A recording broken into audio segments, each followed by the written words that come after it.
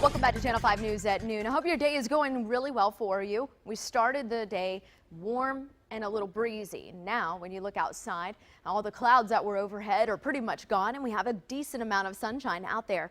The thing about it is you notice that haze out in the air. Well, that is a little bit of dust out there and maybe even mixing with some smoke. So the air quality is still at moderate levels for today. So people with asthma really need to limit your time outdoors. But other than that, plenty of sunshine to heat things up. We're in the 80s right now, 86 degrees, with a southerly wind at about 25 miles per hour on average. You could see the camera shaking there for a minute.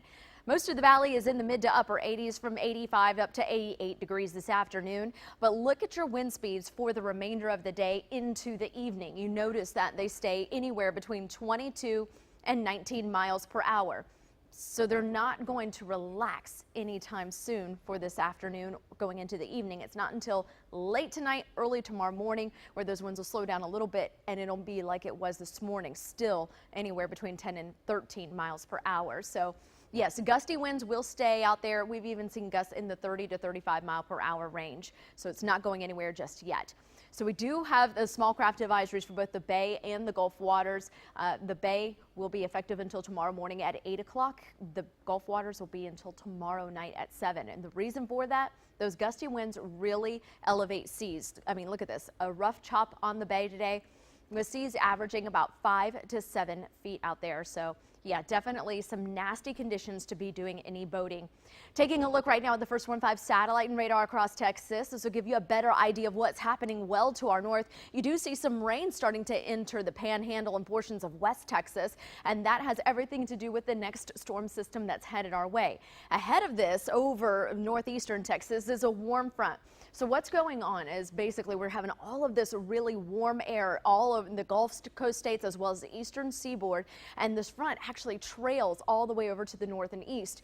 So it is bringing the potential for showers and thunderstorms all up the eastern seaboard down into the Gulf Coast states, and the potential for severe weather over portions of central and north Texas today. So you do see that bullseye in red right there, so giving them a moderate risk for some severe weather just outside the Panhandle and west and northwest of Dallas. And the reason for that potential is just we have so much of that warm Gulf air really sizzling into Texas, plus with a dry line to kind of amp things up. In addition to that, that's all you get is with this cold air mass combining with that is that instability you need for all of these showers and thunderstorms to really pop up. Notice down here in the valley, they have kind of just the northwestern portion of the valley included in the general thunderstorm category, but I don't think we're going to see storms just yet. We will have a cold front. It'll move through Wednesday night going into early Thursday. With that front, we could get a few showers, maybe a thunderstorm, but I think for the most part, it's going to be very, very limited what we do see. We are going to warm up ahead of this front courtesy of a dry line, and you'll notice that tomorrow afternoon, the humidity goes down just a little bit, but it's still hot, right around 95.